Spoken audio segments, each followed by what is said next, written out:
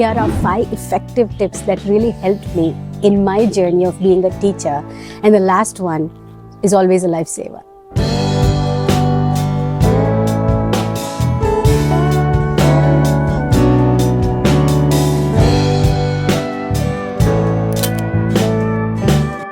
Hello people of the internet. Do you know that in a survey of 3,082 teachers, 75% of all staff were stressed out. Stress, anxiety and depression. As teachers, we pour out our hearts into nurturing young minds, but who's looking out for us? A topic which is most often overlooked, but which is profoundly important. Teachers' mental health. If you'd please pause your lesson plans and listen to me for 5 minutes, I promise you that it'll all make sense in the end. Here are 5 effective tips that really helped me in my journey of being a teacher. And the last one is always a lifesaver. I'm sure you all teachers agree with me when I say that teaching it is a roller coaster of emotions, from planning that perfect lesson to executing it and handling that one very challenging student or parent. A teacher's job is really difficult because unlike people who work in the offices, unlike people who work with the computers, we don't deal with machines, but we deal with human beings, children, parents, the management, the school administration. Somehow we feel that it is all on us.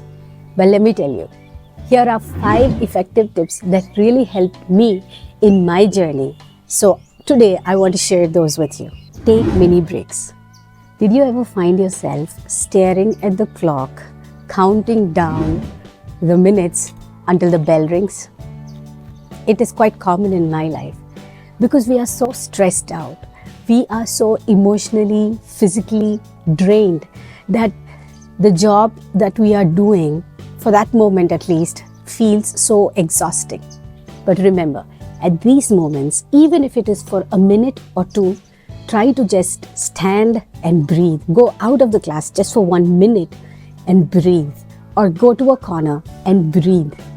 Try to close your eyes and stop doing whatever you're doing. Just say a word of prayer or do a little stretch and get back. That is really going to boost you. It really helped me. It will help you. Number 2, set boundaries.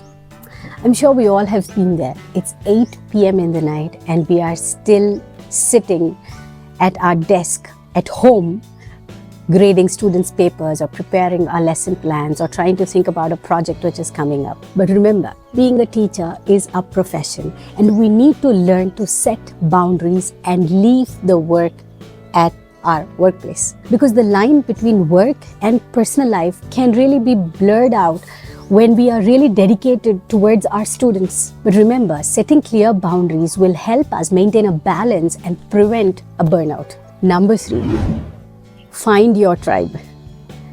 Do you have that one colleague who always makes you laugh, who always tells you a funny story when you meet, or who just tries to cheer your mood? Talk to that person when you are emotionally down.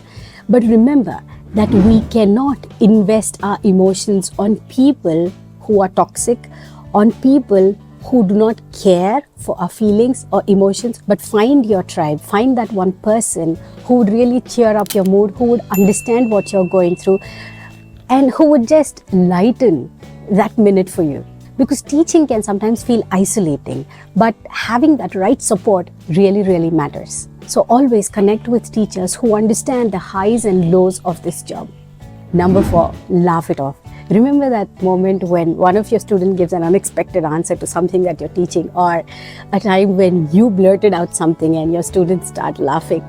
There's this moment when one of the students came up and said, Miss Arpana, this student is being a racist. I said, really? What do you mean by that?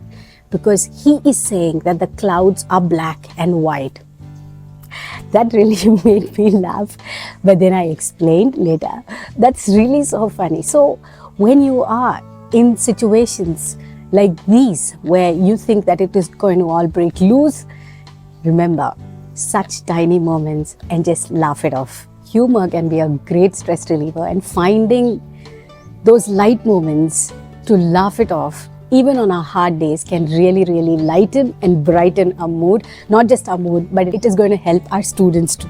The fifth one, and my favorite one, is practice self-care. I'm not talking about love yourself, I'm talking about care for yourself. Because if we invest all our time and energy and we are completely consumed by our students, by the lesson plans, by the work and everything around us, we are never going to perform and stand out as a teacher. Instead, if we take time out to read a book, or sitting down and painting, or practicing your hobbies if you're good at playing music or doing something like that. I love journaling. Journaling really helps me. When I write down my thoughts, it really helps me stabilize my mental state, and it gives thoughts to the stress and anxiety that is in my mind. And after I finish writing my journal, I feel really light. So write a journal if you like doing that, or if you like gardening or playing some sport, whatever that might be. Remember, self-care is very important. I cannot stress enough to say how important self-care is, but you have to take a break from your work every day. After you go home, just put everything aside and first concentrate on yourself. Look, practice, do something that will help you ease that mood and help you think more better. That way we would be very creative and very innovative, all energetic and pumped up to start our next class. Because taking care of our mental health is just as important as taking care of our physical health. But sometimes as teachers, we even forget exercising or going for a walk or just taking a stroll or something like that. We are teachers, and we are here to influence our students to become better humans. So definitely, I can say that our students, sometime or the other, will become a reflection of who we are. At least few qualities here and there. So let us motivate them in a positive way to become a better human being, physically, mentally, overall, to be an achiever. Teaching is an incredibly rewarding yet demanding job, and it's normal to feel a roller coaster of emotions. If you follow these 5 tips as your daily routine, you can maintain a healthy work-life balance, and this is going to make you an effective teacher, where we will continue to inspire and educate our students with passion. As a former teacher who experienced burnout, I'm confident that these 5 tips will really help you. Let us create a more sustainable and fulfilling teaching career. Remember, it's okay to have a tough day. Keep smiling, you're doing a great job. And this is one of my dreams, to make this platform a support system for all the teachers around the world. Hope this dream of mine will come true one day. But if you are a teacher watching my video, please do consider subscribing. And if you think that this video will help any of your colleagues, any of those people who are into education, do share, like and subscribe. This is me, Vanessa, an ESL teacher, signing off. Take care. Bye-bye. See you.